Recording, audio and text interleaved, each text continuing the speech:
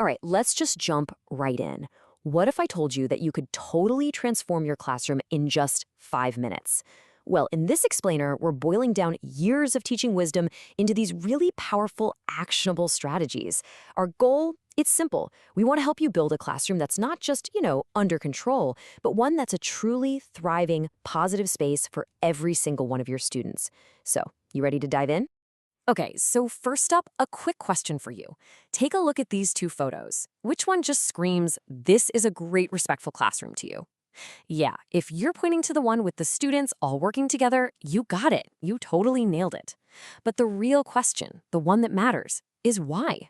Why is that one so much better? Well, it really all comes down to this classic comparison, teacher-centered versus student-centered. On one side, you've got that old school model, right? The teacher's up at the front just lecturing. But on the other side, you have this dynamic, student-centered model. And that is where the magic happens. It's where real learning and respect can actually blossom because it's built on things like group work, discussion, and just active engagement. It's about shifting the focus so students are really participating in their own learning. So let's be super clear about something. When we say classroom management, we are not talking about old school discipline and being a strict ruler. Nope. I want you to think of it more like a professional skill set. A toolbox full of techniques you can use to make your classroom run like a well oiled machine. It's about creating that space where real, meaningful learning can finally happen. All right, here's our quick roadmap for today. We're going to start with the main goal, then we'll get into laying the foundation. After that, we'll talk about keeping students engaged, how to manage disruptive behavior, and we'll wrap it all up by looking at your role as a facilitator. So let's kick things off with section one, the goal.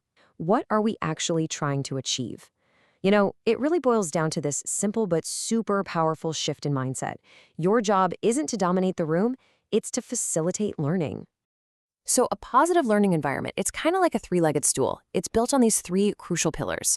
First, you've got to have positive expectations. You have to genuinely believe your students can succeed. Second, you need good instruction skills, right?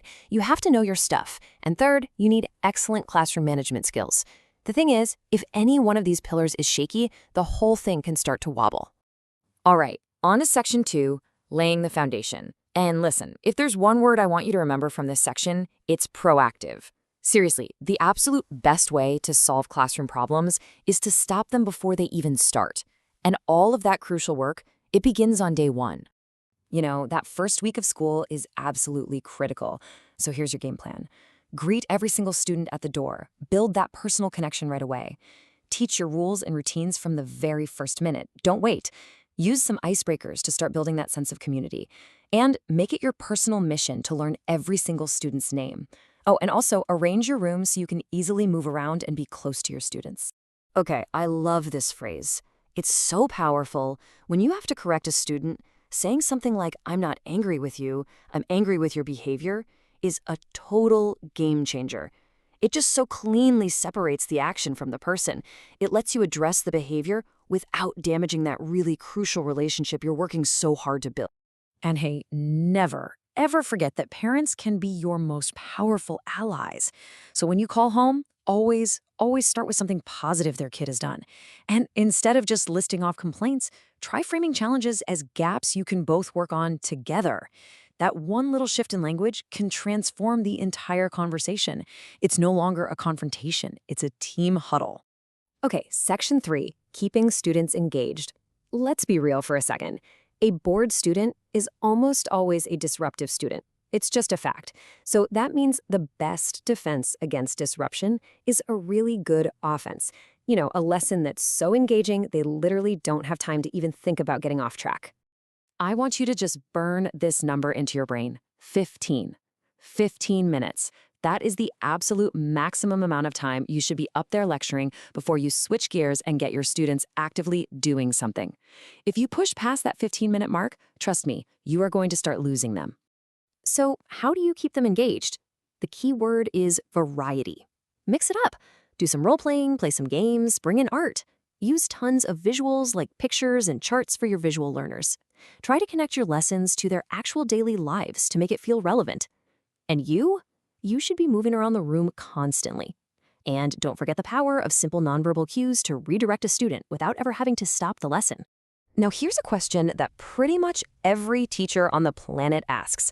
But what if I told you it's one of the single least effective questions you could possibly ask? Seriously, why on earth should you stop asking, does everyone understand? Well, the answer is pretty simple psychology. Most students, and especially the ones who are struggling the most, are never, ever going to raise their hand and admit they're lost in front of all their friends. No way. They're just going to sit there and nod along. So you get false information, and they just fall even further behind. The bottom line is, we need way better ways to check for understanding. Which brings us perfectly into Section 4, Managing Disruptive Behavior. Because look, even in the most engaging, amazing classroom on earth, disruptions are going to happen. The key isn't to pretend they won't, it's all about how you respond. And the three magic words are fairness, consistency, and respect. Okay, first things first, we gotta get our vocabulary straight because this distinction is so important. A punishment, that's just a penalty you impose on someone.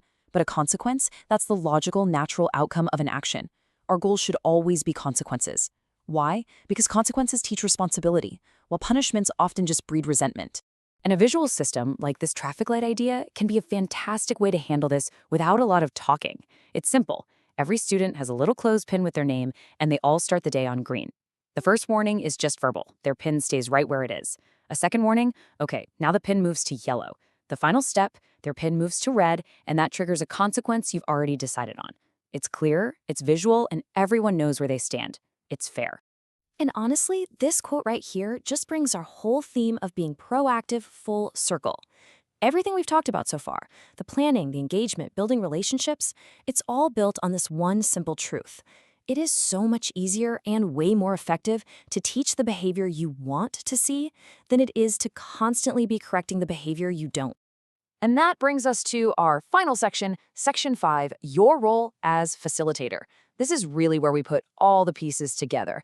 It's all about guiding the learning process and, maybe most importantly, figuring out what your students actually understand.